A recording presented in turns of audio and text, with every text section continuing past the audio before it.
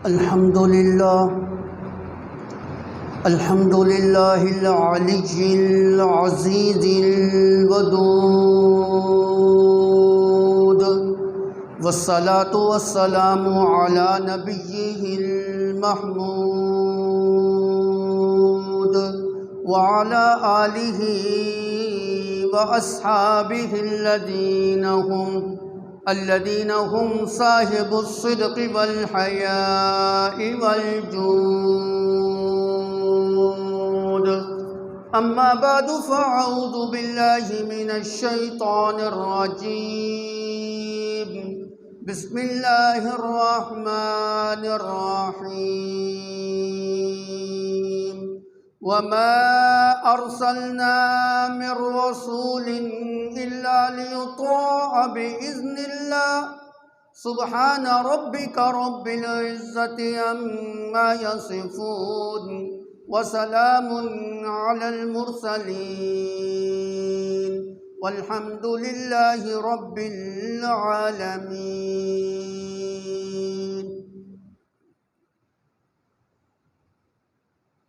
یہ ربیع الاول کا مہینہ ہے. راجے قول کے مطابق پیارے پیغمبر حضرت محمد مصطفیٰ صلی اللہ علیہ وسلم کی ولادت باسعادت اسی مہینہ مبارک کے اندر ہوئی.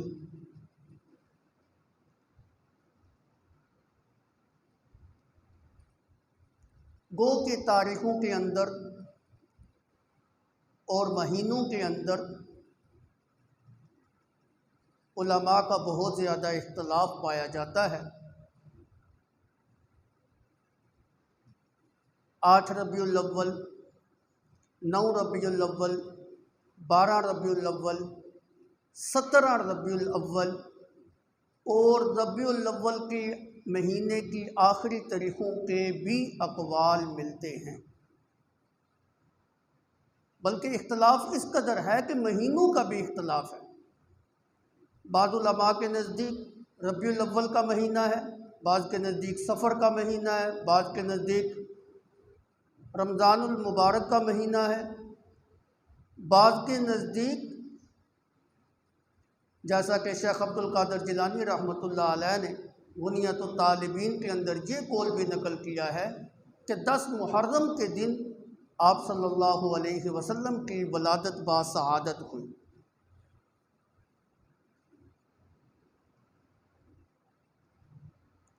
تاریخوں کا اور مہینوں کا اختلاف ہمیں اس بات کی طرف رہنمائی کرتا ہے کہ یہ چیز مقصود نہیں ہے. اگر مقصود ہوتا تو پھر اللہ رب العزت اس چیز کے اندر کبھی بھی اختلاف نہ ہونے دیتے. اللہ کا پیغمبر صلی اللہ علیہ وسلم خود ہی اس کا تعین فرما دیتے. یہ مقصود نہیں ہے. اب یہ جو کام ہو رہا ہے یہ صرف اور صرف یہود و نصارہ کی نقالی کے اندر ہو رہا ہے. عیسائی حضرت عیسیٰ علیہ السلام کے ولادت کا دن 25 دسمبر کو مناتے ہیں، جس کو وہ عید بھی کہتے ہیں اور کرسمس کا دن بھی جو ہے نا کہتے ہیں. حالانکہ یہ بات بھی کنفرم نہیں ہے کہ سیدنا عیسیٰ علیہ السلام کی ولادت 25 دسمبر کو ہی ہو. یہ کوئی کنفرم بات نہیں ہے. اگر بالفرض کنفرم ہو بھی صحیح، پھر بھی ہمارے لیے دلیل اور حجت نہیں. اس لیے کہ سابقہ شریعتوں کا کوئی عمل اور سابقہ شریعتوں کے احکام ہمارے لیے حجت نہیں ہے. صرف وہ احکام جس کی قرآن کے اندر تصدیق ہوئی اور اس کی تنقید نہیں ہوئی وہ حجت ہے. وہ تو ہماری کتاب کے اندر آ گئے اس لیے حجت ہے. پھر ان کی کتابوں کا تو یہ بھی حال ہے کہ وہ کوئی چیز اس کے اندر تحریف اور تبدیل کے علاوہ ملتی نہیں ہے. ہر چیز جو ہے نا مسخ شدہ ہے، ان کی کتابیں بھی منسوخ ہیں، احکام کے اندر تحریف و تبدیل ہے، پھر اوپر اللہ کے پیغمبر صلی اللہ علیہ وسلم کی ممانعت بھی ہے کہ ان قوم کی مشابہت اختیار نہ کرو۔ جس نے ان کی مشابہت اختیار کی وہ انہی میں سے ہوا۔ اب ایک مومن کو چاہیے کہ اپنا عمل سیدھا سیدھا رکھے اور درست رکھے، یہود و نصارہ کی مشابہت سے اپنے آپ کو بچائے۔ جب یہ باتیں کرتے ہیں تو آگے سے ہمارے اوپر الزام آتا ہے اور فتوے لگتے ہیں کہ یہ وہابی جو ہیں گستاخ رسول ہیں جی، یہ نبی کی توہین کرتے ہیں جی، ان کے دل کے اندر ذرہ برابر بھی نبی کا ادب اور احترام نہیں ہے جی۔ مسئلہ یاد رکھیے، صرف نبی صلی اللہ علیہ وسلم نہیں، اگر کوئی بندہ 1.25 پیغمبروں میں سے کسی ایک پیغمبر کی شان کے اندر بھی توہین کرتا ہے، دائرہ اسلام سے خارج ہو جائے۔ لا نفرق بین احد من رسل، بحیثیت نبی ہونے کے سارے برابر ہیں، عزت اور مقام اور شان ہونے کے اعتبار سے سارے نبیوں کا ادب اور احترام ایک مومن کے اوپر لازم ہے۔ اللہ کے پیغمبر صلی اللہ علیہ وسلم نے فرمایا، جس انسان نے یہ بات کہی کہ میں محمد سے یونس بن متہ افضل ہے، اس نے بھی غلط کہا، حالانکہ مقام تو آپ کا ہی زیادہ تھا نا۔ حضرت یونس علیہ السلام سے مقام آپ کا ہی زیادہ تھا، لیکن اس کے باوجود اللہ کے پیغمبر نے فرمایا جس انسان نے یہ بات کہی کہ میں محمد یونس بن متہ سے افضل ہوں، اس نے غلط کہا۔ کیوں؟ اس لیے کہ حضرت یونس علیہ السلام جس وقت اللہ کے حکم کے بغیر اپنی بستی کو چھوڑ کے چلے گئے، اللہ کی جانب سے آزمائش کے اندر آ گئے، مچھلی کے پیٹ کے اندر چلے گئے، کسی انسان کے دل کے اندر یہ شبہ پیدا ہو سکتا تھا کہ اس نے اللہ کی نافرمانی کی ہے، تو وہ اس کی حقارت بیان کرنے کے لیے یہ کہے کہ یونس بن متہ کا مقام نہیں زیادہ، محمد صلی اللہ علیہ وسلم کا مقام زیادہ ہے۔ اس حقارت سے اگر کوئی بندہ پیارے پیغمبر کی شان اور عظمت کو اونچا کرے اور ایک نبی کی شان میں توہین کرتا ہے، اللہ کے پیغمبر نے کہا کہ اس نے بھی غلط کہا۔ لا نفرق بین احد من الرسل، نبیوں کی جو جماعت ہے ان کے درمیان ہم کوئی تفریق نہیں کرتے۔ نبی تو نبی رہا، نبی نے جو اپنے پاؤں کے نیچے جوتا پہنا ہوا ہے، اس جوتے کے نیچے جو خاک اور دھول لگی ہوئی ہے، اگر کوئی مومن اس کی بھی توہین کرتا ہے، میرے نزدیک وہ انسان دائرہ اسلام سے خارج ہو۔ آپ صلی اللہ علیہ وسلم کا مقام تو پھر بہت ہی اونچا ہے نا، سارے نبیوں سے، سارے پیغمبروں سے، سارے رسولوں سے اونچا مقام ہے آپ۔ ہم توہین نہیں کرتے، تم توہین کرتے، ہم گستاخی نہیں کرتے، تم میرے نبی کی شان میں گستاخی کرتے۔ نبی کا ادب، نبی کا احترام، نبی کا شان، نبی کا مقام، نبی کی عظمت اللہ قرآن میں بیان کرتا ہے، کون مومن اس کا انکار کر سکتا ہے؟ آؤ آپ کو نبی کا ادب بتاؤں۔ اللہ نے پوری ایک سورت کی ابتدا کے اندر نبی کا ادب اور احترام ہی بیان کیا ہے۔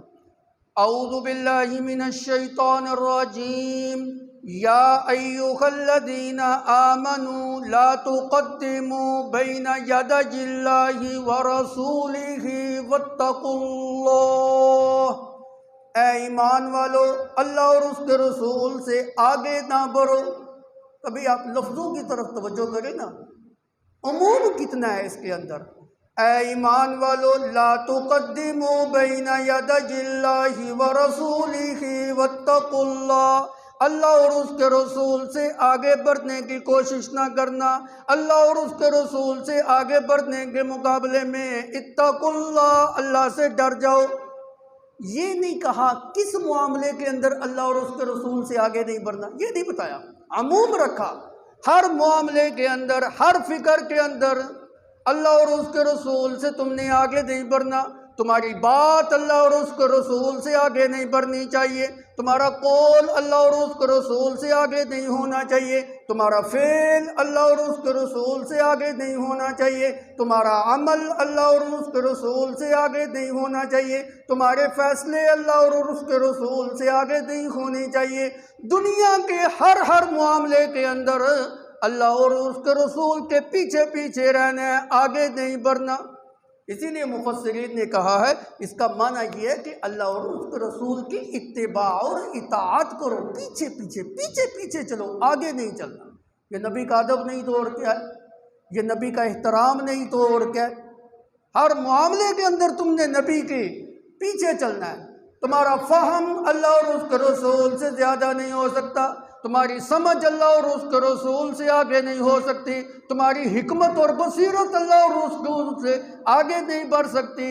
جب نہیں بڑھ سکتی تو تم اللہ اور اس کے رسول کے فیصلوں سے آگے جانے کی کوشش مت کرو، پیچھے رہو۔ یہ نبی کا ادب نہیں تو کیا ہے، یہ نبی کا احترام نہیں تو اور کیا ہے۔ دوسری آیت کے اندر اللہ نے دوسرا ادب بیان کیا، یا ایھا الذین آمنوا لا ترفعوا اصواتکم فوق صوت النبی۔ پھر پیچھے آپ کو لے کے آتا ہوں، لا تقدموا بین یدی اللہ ورسولہ واتقوا اللہ، اللہ اور اس کے رسول سے آگے بڑھنے کی کوشش نہ کرو۔ اسی سے سمجھ جاؤ یہ تمہارا میلاد والا عمل اللہ اور اس کے رسول سے آگے نکلنا ہے۔ کیسے؟ اگر یہ شریعت کا جزء ہوتا، اللہ اور اس کا رسول جو نہ خود بتلاتے، جب اللہ اور اس کے رسول نے اپنا میلاد منانے کا حکم نہیں دیا، اللہ کے پیغمبر صلی اللہ علیہ وسلم کی نبوت کی 23 سالہ زندگی کے اندر 23 مرتبہ آپ کی برتھ ڈے جو ہے نا آئی، آپ نے ایک مرتبہ بھی جو ہے نا منایا نہیں، اور نہ ہی صحابہ کو جو ہے نا وہ حکم دیا۔ جس کام کو اللہ نے حکم نہیں دیا، جس کام کے کرنے کا رسول اللہ صلی اللہ علیہ وسلم نے حکم نہیں دیا، جس کام کو صحابہ اور تابعین نے نہیں کیا، جس کام اور فعل کو سلف صالحین نے نہیں کیا، اب تم کر رہے ہو، ایک نئی ایجاد جو ہے نا وہ کر رہے ہو۔ اس کا مطلب یہ ہے کہ اللہ اور اس کے رسول سے آگے بڑھ رہے ہو۔ اتقوا اللہ، اللہ اور اس کے رسول سے آگے بڑھنے میں ڈر جاؤ۔ یہ نبی کا ادب ہے، نبی کا احترام ہے کہ انسان اس کے پیچھے پیچھے چلے۔ یا ایھا الذین آمنوا لا ترفعوا اصواتکم فوق صوت النبی ولا تجہروا له بالقول کجہر بعضکم لبعض ان تحبط اعمالکم۔ اللہ رب العزت نے دوسری آیت کے اندر نبی کا دوسرا ادب اور احترام بیان کیا۔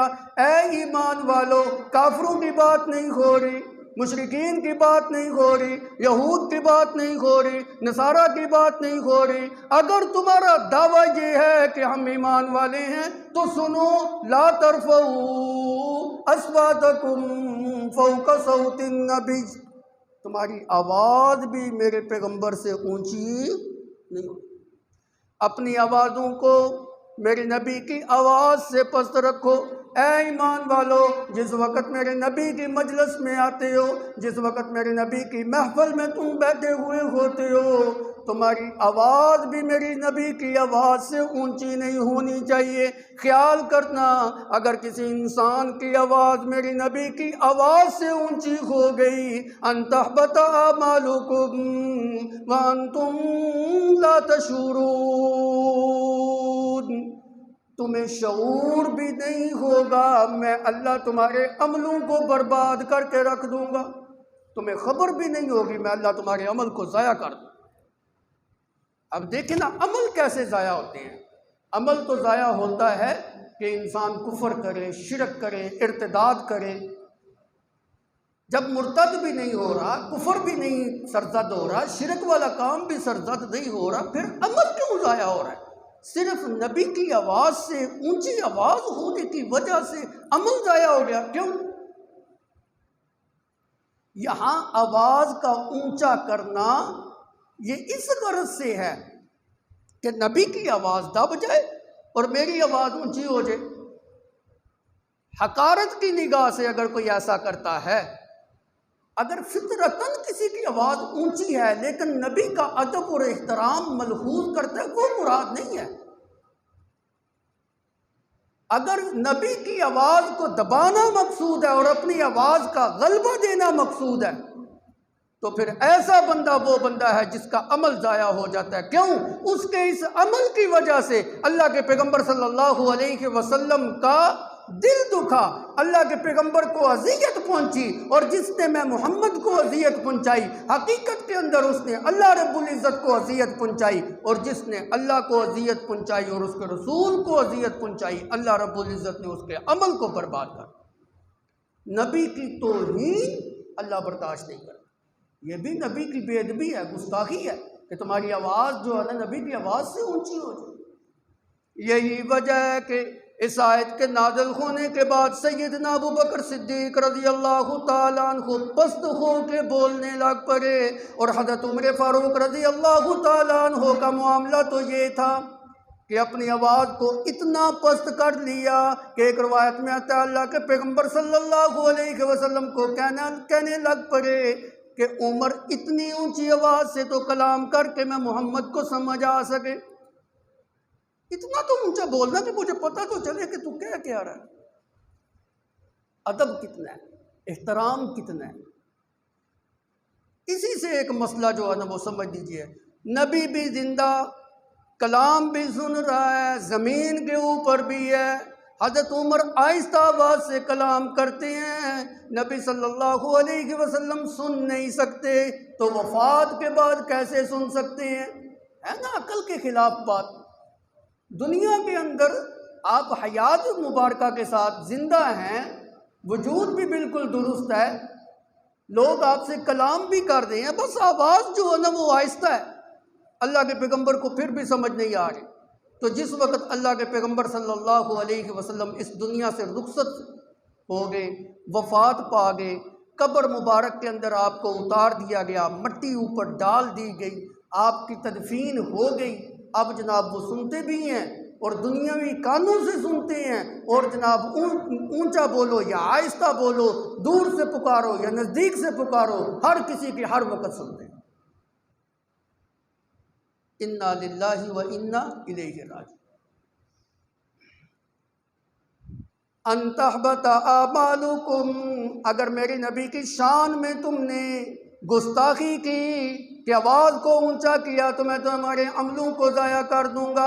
اس آیت کے نازل ہونے کے بعد قیس بن ثابت رضی اللہ تعالیٰ عنہ مسجد نبوی شریف کے اندر جانا ختم کر دیا، اپنے آپ کو اپنے گھر کے اندر مقصور کر لیا، اور ایک روایت کے اندر آتا ہے رونے لگ پڑے، صحابہ کے اندر چم گوئیاں ہونے لگ پڑی، کیس کیوں نہیں مسجد کے اندر آتے؟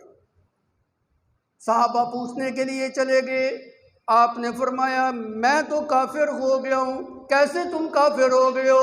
ان کی آواز طبعاً اونچی تھی، میری آواز تو اونچی ہے، اللہ کے پیغمبر صلی اللہ علیہ وسلم کی آواز سے میری آواز اونچی ہے، اور اللہ تو یہ کہتے ہیں اگر میری نبی کی آواز سے تمہاری آواز بھی اونچی ہوئی ان تحبط اعمالکم۔ کتنا ادب اور احترام ہے صحابہ کے دلوں کے اندر نبی صلی اللہ علیہ وسلم کا۔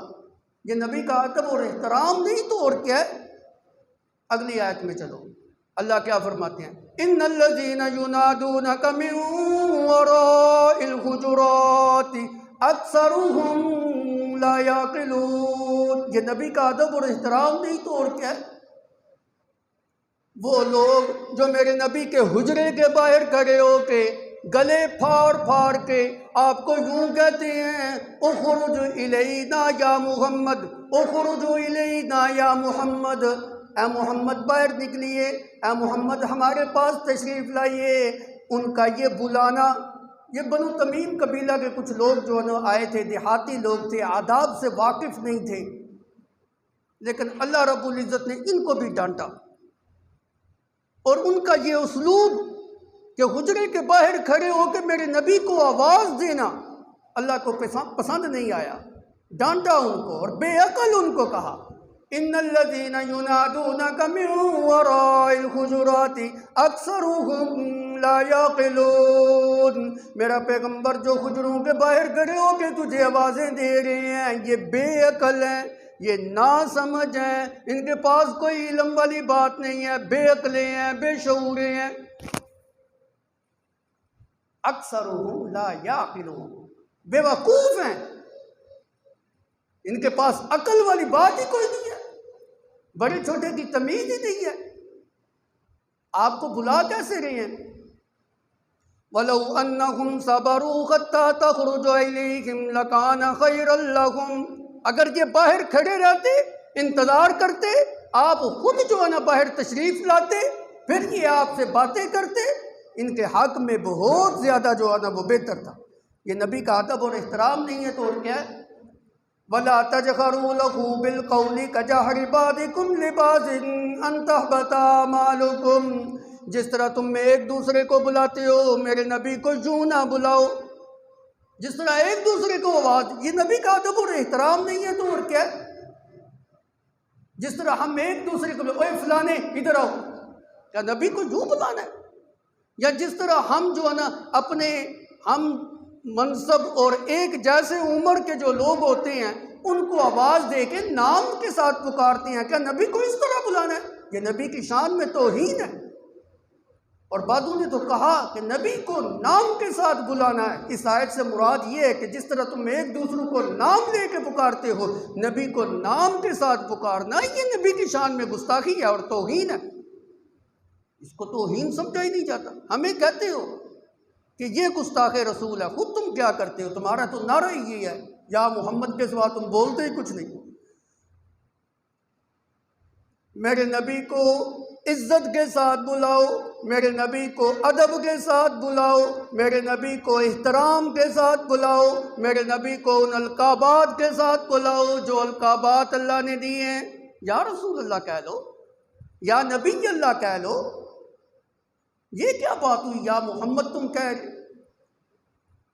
لا تجہروا لہ بالقول کجہر بعضکم لبعض، جس طرح تم ایک دوسرے کو بلاتے ہو۔ اچھا مجھے یہ تو ذرا بتاؤ، اپنے معاشرے کے اندر اگر کوئی بندہ اپنے باپ کو نام کے ساتھ بلائے، بات اب کو باپ کو چھوڑ دیں، بڑے بھائی کو کوئی بندہ نام لے کے پکارے، کیا کہو گے؟ بدتمیز ہے، بے ادب ہے، گستاخ ہے۔ بھائی کو چھوڑ دو۔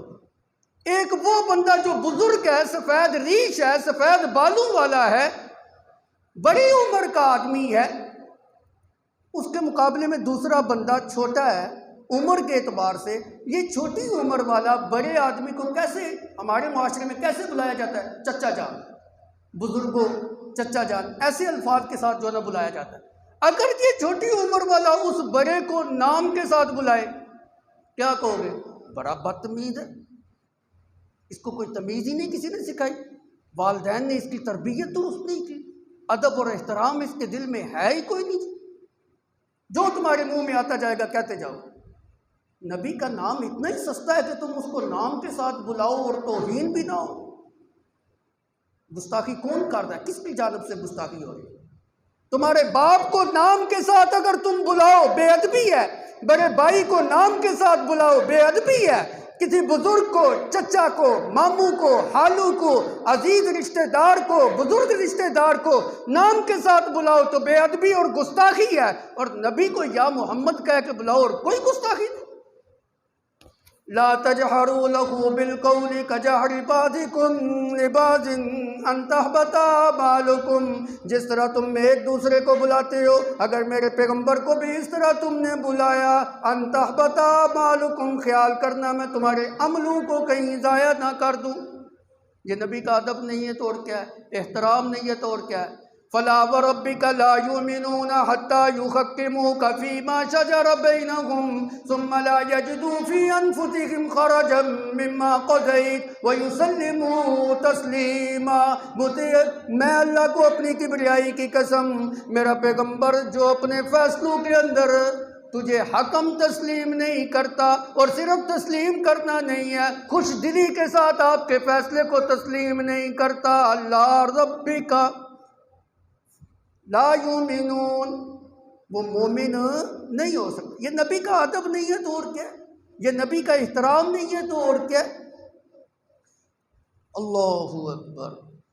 وما كان لمؤمن ولا مؤمنة إذا قضى الله ورسوله أمرا أن يكون لهم الخيرة من أمرهم۔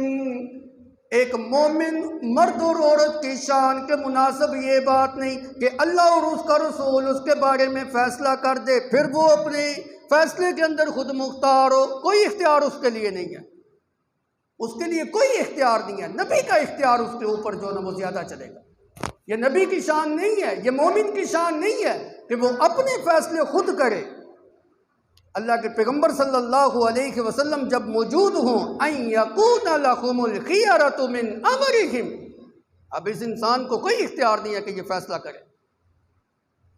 یہ نبی کا ادب اور احترام نہیں ہے تو اور کیا ہے کہ تمہیں اپنی زندگی کے اندر اللہ کے پیغمبر صلی اللہ علیہ وسلم کے کیے ہوئے فیصلوں کو مقدم رکھنا ہے۔ آئیے نبی کا ادب اور احترام آپ کو بتانے لگا ہوں۔ ہمیں کہتے ہو نا یہ گستاخ ہیں، نبی کا ادب اور احترام نہیں کرتے۔ آئیے آپ کو نبی کا ادب اور احترام بتانے لگا ہوں۔ سورۃ مجادلہ، منافقین کا تذکرہ اللہ رب العزت نے اس سورہ مبارکہ کے اندر کیا۔ اللہ کے پیغمبر صلی اللہ علیہ وسلم صحابہ کی مجلس میں ہوتے، منافقین کا یہ طرز تھا، آتے نبی صلی اللہ علیہ وسلم کو اٹھاتے، یا رسول اللہ ہم نے آپ سے بڑی ضروری بات کرنی ہے، علیحدگی اور تنہائی کے اندر کرنا چاہتے ہیں، کسی کے سامنے نہیں کرنا چاہتے، آپ تھوڑا سا وقت دیں، بس 1-2 منٹ کے لیے سائڈ پہ آئیں۔ اللہ کے پیغمبر صلی اللہ علیہ وسلم کو مجلس سے اٹھا کے کنارے کے اندر لے جاتے، کھڑے رہتے، گھنٹوں کھڑے رہتے، کئی دیر تک وہاں پہ کھڑے رہتے، لا یعنی قسم کی باتیں کرتے، کوئی ایک بات بھی کام کی نہ ہو۔ صرف یہ ہے کہ مجلس کے اندر جتنے لوگ بیٹھے ہوئے ہیں وہ سارے دیکھیں کہ یہ کوئی بڑی اہم شخصیت ہے، کوئی پاپولر شخصیت ہے، اللہ کا پیغمبر اس کو اتنا پروٹوکول دے رہا ہے کہ الگ وقت اس کو تنہائی کے اندر جو نا وہ اپنی واہ بنانے کے لیے جو نا اس طرح کا کام کرتے۔ اللہ کے پیغمبر صلی اللہ علیہ وسلم کا دل اندر سے دکھتا کہ صحابہ میرے انتظار کر رہے ہیں، ابو بکر، عمر، عثمان، اجلہ صحابہ جو مجلس کے اندر بیٹھ کے انتظار کر رہے ہیں اور یہ میرا وقت ضائع کر رہا ہے، لیکن دل اتنا نرم ہوتا تھا، زبان سے یہ نہ کہتے جان بھی چھاڑ دوں تو مجھے جان بھی دے۔ اللہ کے پیغمبر صلی اللہ علیہ وسلم خاموشی کے ساتھ ان کی باتیں جو ہے نا وہ سنتے رہتے۔ اللہ رب العزت کو اپنے پیغمبر کی یہ توہین بھی پسند نہ آئی، اعلان کر دیا اور ایک قانون بنا دیا، یا ایھا الذین آمنوا اذا ناجیتم الرسول فقدموا بین یدی نجواکم صدقہ ذالکم خیر لکم واطہر۔ اے ایمان والو، اگر میرے نبی کے ساتھ تم نے کلام بھی کرنا ہو، فقدموا بین یدی نجواکم صدقہ، میرے نبی سے سرگوشی کرنے سے پہلے صدقہ ادا کرو، 2 صدقہ۔ اب منافقین اور صدقہ، یہاں تو ان کی حالت یہ تھی چمڑی جائے دمڑی نہ جائے، اللہ کے راستے پہ یہ کہوں اپنی جیب سے خرچ کر لیں، جان چھوٹ گئی۔ اگرچہ یہ حکم بڑی تھوڑی دیر کے لیے رہا، اللہ رب العزت نے بعد میں منسوخ کر دیا کیونکہ اس کے اندر مشقت تھی بہت زیادہ۔ اس طرح تو پھر صحابہ بھی جو ہے نا آپ صلی اللہ علیہ وسلم سے بات نہیں کر سکتے تھے، جس نے بھی بات کرنی ہے، سرگوشی کرنی ہے، پہلے صدقہ خیرات کرے، پھر نبی صلی اللہ علیہ وسلم کے ساتھ آ کے جو ہے نا وہ بات کرے۔ کیسے کرے؟ اب وہ دور تو اتنا سختی کا دور تھا کہ کھانے کے لیے لقمے بھی نہیں ہوتے، روٹی بھی نہیں ہوتی، پورے دن کے اندر 1-2 کھجور کے ساتھ بعض اوقات جو ہے نا گزارا کرنا پڑتا تھا۔ اس عالم کے اندر اب پہلے صدقہ کرے پھر نبی کی مجلس کے اندر آئے، ایک بڑا دشوار حکم تھا، اللہ رب العزت نے جلدی اس حکم کو منسوخ کر دیا۔ یہی وجہ ہے کہ حضرت علی المرتضیٰ رضی اللہ تعالیٰ عنہ فرماتے ہیں کہ میں واحد وہ شخصیت ہوں جس نے اس آیت مبارکہ کے اوپر عمل کیا۔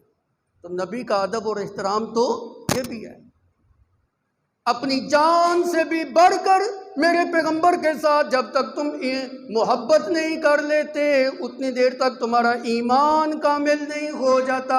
قُلْ إِن كُنتُمْ تُحِبُّونَ اللَّهَ فَاتَّبِعُونِي يُحْبِبْكُمُ اللَّهُ۔ یہ میرے نبی کا ادب نہیں ہے تو اور کیا ہے؟ یہ میرے نبی کا احترام نہیں ہے تو اور کیا ہے؟ لا يؤمن أحدكم حتى أكون أحب إليه من والده وولده والناس أجمعين۔ اتنا ماں باپ کے ساتھ تیری محبت نہیں ہونی چاہیے جتنے اللہ کے رسول کے ساتھ محبت ہو، اتنی اولاد کے ساتھ نہ ہو، اتنی بیوی کے ساتھ نہ ہو، کنبے قبیلے اور برادری کے ساتھ، ہر چیز سے بڑھ کر جب تک تو میرے پیغمبر سے محبت نہیں کرنے لگ جاتا تیرا ایمان کامل۔ آپ ہر چیز سے بڑھ کے محبت کرتے ہیں نبی صلی اللہ علیہ وسلم۔ آپ کو تو دنیاوی مفاد عزیز ہیں، اپنی تجارتیں جو ہے نا عزیز ہیں، اپنی اولادیں عزیز ہیں، اپنی املاک عزیز ہیں۔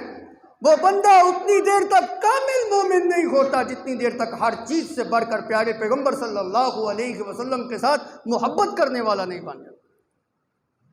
یہ نبی کا ادب اور احترام نہیں ہے تو اور کیا ہے؟ دنیا اور آخرت کی کامیابی کو میرے نبی کی اطاعت کے ساتھ مشروط رکھا۔ وَمَن يُطِعِ اللَّهَ وَالرَّسُولَ فَقَدْ فَازَ فَوْزًا عَظِيمًا۔ یہ میرے نبی کا ادب اور احترام نہیں تو اور کیا ہے؟ اللہ کی رحمت مشروط ہے نبی کی اطاعت کے ساتھ۔ وَأَطِيعُوا الرَّسُولَ لَعَلَّكُمْ تُرْحَمُونَ۔ یہ نبی کا ادب اور احترام نہیں ہے تو اور کیا ہے؟ پھر بھی الزام ہمارے اوپر یہ ہے کہ یہ نبی کا ادب اور احترام نہیں کرتے، یہ گستاخ ہے، یہ نبی کا ادب نہیں کرتے۔ اور ان کی کبھی اپنی آپ حرکتیں دیکھیں نا، 12 ربیع الاول والے دن کون سی دین کی ایسی جز ہے جس کے اندر تم نے اسلام کا مذاق نہ اڑایا ہو؟ بیت اللہ کے ماڈل بنا کے گندی نالیوں کے اوپر تم سجاتے ہو، گستاخ ہم ہیں۔ روزہ رسول کے ماڈل بنا کے چوکوں اور چراغوں میں اس کی توہین تم کرتے ہو، گستاخ جو ہے نا وہ ہم ہیں۔ مٹی کے تودوں کے اندر پہاڑیاں بنا کے اس کو احد کے پہاڑ اور صفا اور مروہ کے ساتھ تشبیہات تم دیتے ہو، گستاخ ہم ہیں۔ اور اس کے اندر سوراخ بنا کے کبھی غار حرا اور کبھی غار ثور کے ساتھ تشبیہات تم دیتے ہو، گستاخ جو ہے نا وہ ہم ہیں۔ اور ربیع الاول کے موقع کے اوپر کیک کاٹ کر عیسائیوں کے ساتھ مشابہت تم اختیار کرتے ہو، اور گستاخ جو ہے نا وہ ہم ہیں۔ اور چوری کی بجلی کے ساتھ کمکمے روشن کر کے اور لائٹیں جلا کر مجوس کے ساتھ مشابہت تم اختیار کرتے ہو، گستاخ۔ کون سا تمہارا عمل ایسا ہے جس کے اندر تم نے دین کی جزیات کے اوپر جو ہے نا اس کو صحیح سالم رہنے دیا ہو؟ پھر ان میلاد کے جلوسوں کے اندر اور رات کے وقت بالخصوص مرد بھی باہر نکلتے ہیں، عورتیں بھی باہر نکلتی ہیں، اور مردوں اور عورتوں کا جو اختلاط ہوتا ہے کس کے ساتھ مشابہت ہے؟ مشرکین کے ان بت پرستوں کے جو میلے ٹھیلے ہوتے تھے ان کے ساتھ یہ مشابہت جو ہے اختیار کی جائے۔ دین کی تمام جزیات کا حلیہ جو ہے نا وہ تم نے بگاڑا، گستاخ جو ہے نا۔ پھر بھی اللہ کے پیغمبر صلی اللہ علیہ وسلم کا طرز کیا ہے اس موقع کے اوپر؟ سموار کے دن نبی صلی اللہ علیہ وسلم روزہ رکھا کرتے تھے۔ صحابہ نے پوچھا، یا رسول اللہ صلی اللہ علیہ وسلم، ہم آپ کو دیکھتے ہیں آپ سموار کے دن روزہ رکھتے ہیں، ہر سموار کو آپ روزہ رکھتے ہیں۔ آپ نے فرمایا سموار کا دن وہ دن ہے جس دن میری پیدائش ہوئی تھی، اس لیے شکرانے کے طور پہ روزہ رکھتا ہوں۔ اب دو باتوں میں ایک بات تو ماننی پڑے گی نا۔ تم کہتے ہو کہ نبی کی میلاد کا دن عید کا دن ہے، اللہ کے پیغمبر صلی اللہ علیہ وسلم نے اس دن روزہ رکھا۔ عید اور روزہ یہ دونوں ایک دوسرے کے تضاد ہیں، یہ دونوں ایک دوسرے کا الٹ ہے۔ جس دن عید ہوگی روزہ نہیں ہوگا، روزہ ہوگا عید نہیں ہوگا۔ دونوں میں سے ایک چیز کو چھوڑ دو، یا تو روزے کی نفی کرو یا پھر عید کی نفی کرو۔ عید کی نفی کرو گے تو بدعات کی نفی جو نہ ہوگی عین ثواب ہے، اور اگر روزے کی نفی کرو گے تو سنت کی نفی جو ہے نا وہ لازم آئے گی، منکر حدیث بنو گے۔ اس لیے عید نہ کہو، اس دن روزہ رکھنے کی ترغیب دو۔ ہم نے تو کھانے پینے کا دن رکھا ہوا ہے نا جی، عیاشی کا دن رکھا، دیگیں پک رہی ہیں جی، پکوان چل رہے ہیں جی، کھا پی رہے ہیں جی، عیاشی مار رہے ہیں جی۔ یہ تو شکرانے کا جو ہے نا وہ دین ہے۔ اور دلیل کیا ہے میلاد کے اوپر؟ دلیل یہ ہے جی کہ ابو لہب نے نبی صلی اللہ علیہ وسلم کی پیدائش کے اوپر خوشی کے اندر آ کر لونڈی کو جو ہے نا یہ کہا تھا آزاد ہے، یہ دلیل دی جا رہی ہے۔ اور ان کے ایک بہت بڑے مولوی نے یہ بات اپنی کتاب کے اندر لکھی کہ ابو جہل جہنم کے اندر جس وقت اس کو پیاس لگتی ہے وہ اپنی انگلی کو منہ کے اندر رکھ کے چوس لیتا ہے اور اس میں پانی جو ہے نا وہ پی لیتا ہے اور اس کی پیاس جو ہے نا وہ بجھ جاتی ہے۔ انا للہ و انا الیہ راجعون۔ یہ معجزہ صرف اور صرف محمد رسول اللہ صلی اللہ علیہ وسلم کو نصیب ہوا۔ 1.25 لاکھ پیغمبروں میں سے کسی نبی کو بھی، کسی اور نبی کو بھی یہ معجزہ نہیں ملا کہ اس کی انگلیوں میں سے پانی جاری۔ موسیٰ علیہ السلام کو جس وقت انہوں نے پانی مانگا، اللہ نے کہا اپنے عصا کو پتھر کے اوپر مار، ہاتھ سے پانی جاری نہیں ہوا، عصا سے پانی جاری نہیں ہوا، اللہ نے پتھر سے پانی کو جاری کیا۔ اسماعیل علیہ السلام چھوٹے بچے ہیں، بلک رہے ہیں، پانی کی پیاس میں تڑپ رہے ہیں، ایڑیاں رگڑی، آب زمزم نکلا، ایڑیوں سے نہیں نکلا، پاؤں سے نہیں نکلا، پتھر کے اندر سے نکلا، آج تک جاری جو نہ رہا۔ 1.25 لاکھ پیغمبروں میں یہ معجزہ اگر ملا تو صرف ایک پیغمبر کو ملا کہ اس کے ہاتھ سے پانی جو ہے وہ جاری ہوا۔ حضرت انس رضی اللہ تعالیٰ عنہ فرماتے ہیں کسی غزوے سے شاید ہم واپس آ رہے تھے یا سفر سے واپس آ رہے تھے، پانی کی شدید قلت تھی، اللہ کے پیغمبر صلی اللہ علیہ وسلم کو شکایت کی گئی، یا رسول اللہ پانی نہیں ہے، پیاس بہت زیادہ لگی ہوئی ہے۔ اللہ کے پیغمبر نے فرمایا جتنا ہے تھوڑا سا ہے، ایک پیالے کے اندر جو ہے نا لے آؤ، جتنا بھی ہے لے آؤ۔ تھوڑا سا پانی جو ہے نا پورے قافلے کے اندر ہمیں ملا، اس پانی کو پیالے کے اندر رکھ کے جس وقت نبی صلی اللہ علیہ وسلم کے پاس آئے، اللہ کے پیغمبر صلی اللہ علیہ وسلم نے اس پیالے کے اندر ہاتھ رکھے۔ حضرت انس فرماتی ہے مجھے آج بھی وہ منظر یاد ہے کہ نبی کی ساری انگلیوں سے پانی یوں نکل رہا تھا جیسے چشموں سے پانی۔ کسی نبی کو بھی، کسی اور نبی کو بھی یہ معجزہ نہیں ملا۔ تم نے اس بات کو کافر کی طرف منسوب کیا کہ کافر کی انگلی سے پانی نکل رہا ہے، جہنم کے اندر نکل رہا ہے۔ پھر اس کی تردید تو قرآن نے بھی کر دی۔ اللہ نے کہا تبت یدا ابی لہب وتب ما اغنی عنہ مالہ وما کسب۔ دونوں ہاتھ ابو لہب کے ٹوٹ جائیں، ہلاک ہو جائیں، تباہ و برباد ہو جائیں، کوئی اس کے اندر خیر نہیں۔ آپ مجھے بتائیں پانی کا نکلنا یہ خیر والا امر ہے یا ہلاکت والا امر ہے؟ تم اس کو خیر کے ساتھ جوڑ رہے ہیں، اللہ کہہ رہا ہے اس کے دونوں ہاتھ ہلاک ہو گئے، تباہ و برباد ہو گئے، کسی قسم کی خیر اس کے اندر نہیں ہے۔ یہ کوئی دلیل ہے تمہاری؟ اس طرح کی بودھی دلیلیں جو نا تم دیتے ہو۔ یاد رکھیے نبیوں کو بھیجنے کا مقصد یہ نہیں ہے کہ ان کے میلاد منائے جائیں، نبیوں کے بھیجنے کا مقصد یہ نہیں ہے کہ ان کے میلاد کی تاریخ کے اوپر جھنڈیاں لگائی جائیں، کمکمے سجائے جائیں، دیگے چولہے کے اوپر چڑھائی جائیں، شور و گل ہو، میلاد کے نام کے اوپر عیاشی اور بدماشی ہو۔ نہ وما ارسلنا من رسول الا لیطاع باذن اللہ۔ نبیوں کو بھیجنے کا مقصد صرف اور صرف ایک ہے کہ تم اپنی زندگی نبیوں کے مطابق، نبیوں کی سیرت کے مطابق گزارو۔ لقد کان لکم فی رسول اللہ اسوۃ حسنہ۔ اللہ کے رسول کی زندگی تمہارے لیے بہترین نمونہ ہے۔ زندگی کس طرح گزارنی ہے؟ اللہ کے پیغمبر کی سیرت کے مطابق گزارنی ہے۔ جس نے نبی کی سنت کے مطابق زندگی گزاری، میلاد بے شک نہیں منائے، جھنڈیاں بے شک نہیں لگائے، کمکمے بے شک نہیں جلائے، اپنی من مانی کو چھوڑ کر، اپنی خواہشات کو چھوڑ کر، اپنی جو دل کے اندر آنے والے وسوسوں کو چھوڑ کر اپنی زندگی نبی کی سنت کے مطابق گزاری، بس یہ وہ بندہ ہے فقد فاز فوزا عظیما۔ کامیابی اسی کا مقدر ہے، دنیا میں بھی کامیاب ہوگا اور آخرت میں بھی کامیابی اسی کا مقدر۔ اللہ عمل کی توفیق عطا فرمائے۔ واخر دعوانا الحمدللہ۔